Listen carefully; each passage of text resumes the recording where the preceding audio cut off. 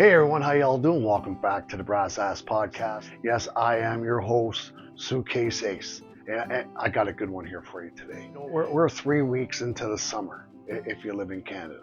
If you're from the United States, you're into a month and a half into the summer. But I get questions sent to me all the time from parents, and it's year after year. I get the same question from parents, right? And some players is that they want to talk about the year-round training. And parents will bring it to my attention because some of them are really into it, and then there's some that aren't into it. And believe it or not, the ones that are not into it, they're doing it because they feel that if they don't, they'll be left out, right? So it's a trap. It really is a trap, and it's a catch-22. Back in the day, we used to take a month, at least a month off, and put our bag away, and we didn't look at it because when we went to pick up that bag, we were so excited to get our equipment out. But today, it's going 12 months of the year, and yeah, it is a trap.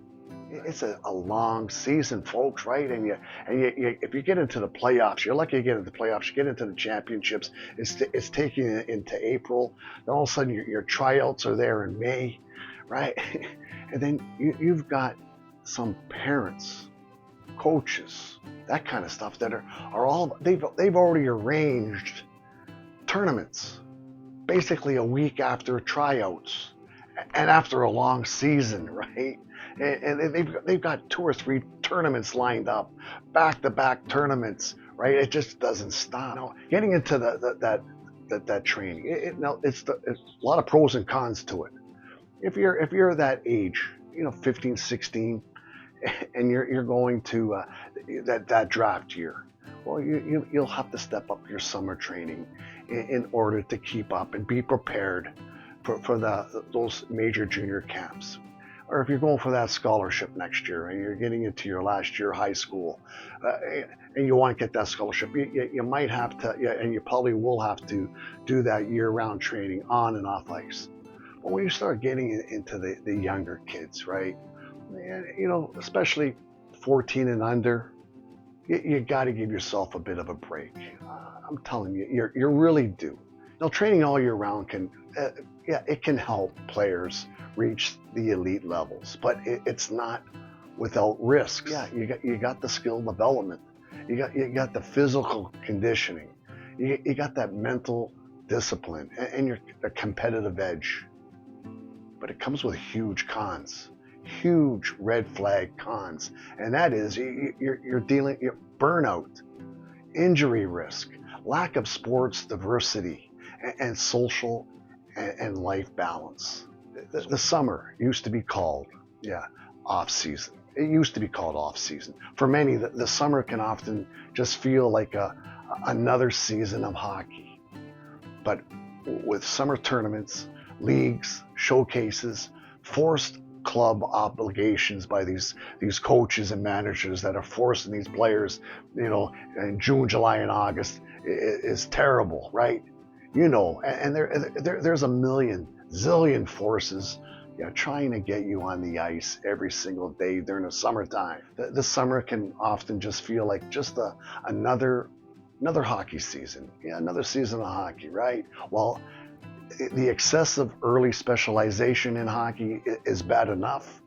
Hunting down hockey by constantly playing hockey on an endless 12-month loop is even worse. It takes a toll on the players, their families, and eventually steals so much physical knowledge and broad spectrum athleticism from the long-term athletic development model that players, hockey themselves.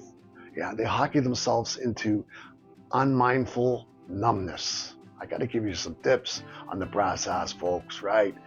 To reclaim your summer and maximize your off season, the experience, and best position yourself for a great season come September. What you got to do, you got to build strength, folks, right? For the player, right? A hockey season is a marathon.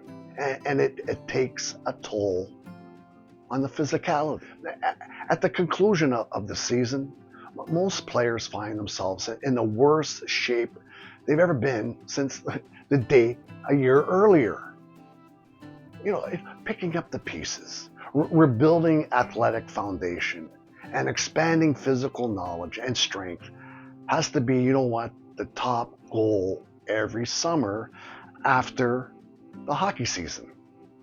That might mean working with a specialist or enrolling in a supervised program, but whether you're doing it with a pro or doing it solo, the goals should be balanced and ambitious. What I mean, you got to work on the legs, the core, your speed, the stability, the power, interval, the conditioning, all keys to the baseline hockey strength. And the summer is a great time to connect and refine complementary lifestyle habits, folks, like nutrition, sleep, and daily mental, emotional maintenance. All that work raises the ceiling for the season ahead. If you do what I just told you, right? It prepares you for a good season ahead. So I got a huge tip for you. Get off the ice, even if it's for a week, hopefully 2, maybe 3, but get off the ice. Okay, I'm telling you, you have to. Give yourself permission to put the skates away just for a little while.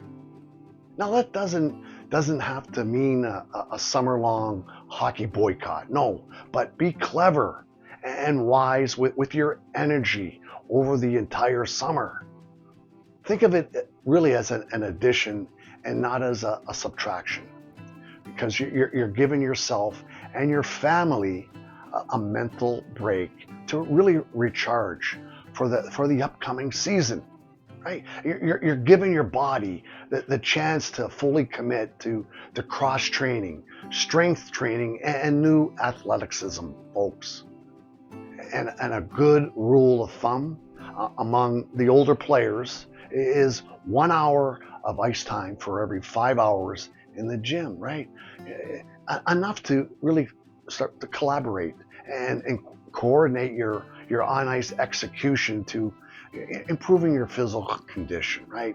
But not so much as the steal from other priorities. Be selfish. Every player is going to hit the ice at some point in the summer. I know that. You know that. And the younger players are more often than the older players. That's okay, right? But if you stay focused, after all, folks, remember, there are no summer championships worth caring about. So make decisions in your own self-interest. Use low pressure programming, right? The summer programming to now acquire new and deficient skills, and use the length of the summer to master and impose those new skills. Now, also create goals to advance your capacity and expand your game, players. Don't just aim for the past roles, right? Or whether the coach has you penciled in, right? This year coming up, they might have you penciled in somewhere. Don't reach for higher limits. Train for the role that you want. Players, play another sport in the summertime. I don't give a crap what it is. The sprawl of the hockey calendar means a lot of young players, yes, have to quit their fall or spring athletic passions to accommodate the game of hockey. So use the summer, folks, now to balance that scale then. New or different sports offer, what they offer? They offer unique physical and social mental challenges. And for the younger players, those other sports are vehicles for a more balanced hockey athlete. They really are. Older players, those other sports may become a lifelong outlet, proving, mental and emotional rehabilitation, right? Those other sports don't need to be as programmed also, folks, and professionalized as your hockey commitment. No, you got to have fun. Pick up a racket, a lacrosse stick, and work on your eye-hand coordination. You know, grab a golf club and work on mental toughness and self-reliance, right? Grab a basketball and realize that you've picked the right winter sport. Be a kid. You gotta be a kid, man. I'm telling you. Climb a tree, ride a bike, enjoy the pool, but try to do something new. Recharge. You know what? You gotta recharge the enthusiasm. You know, finding balance what I just told you. The tips I'm just hopefully gave you means, you know, time away from the game of hockey for, I'm telling you, 1 to 3 weeks. You know, because as you craft that unique balance for your family, consider this. The most reliable, you know, predictor of the quality of a player's upcoming season is his or her ratio of preparedness, right? To the excitement of getting back to the equipment and getting back to the ice. But without a conscious plan, right? That ratio can get pretty screwed up. So you need to have the game plan, folks. Some players work their butts off all summer long, right? Playing like last season never ended.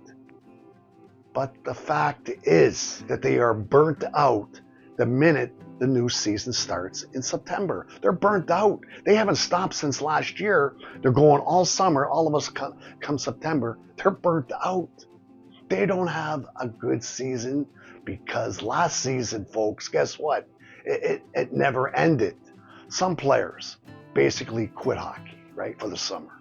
They hibernate athletically for a few relaxed months, right, and return fully recharged, but very, very unprepared. You know, they're excited to start, but not prepared to succeed. So here's a key tip for you.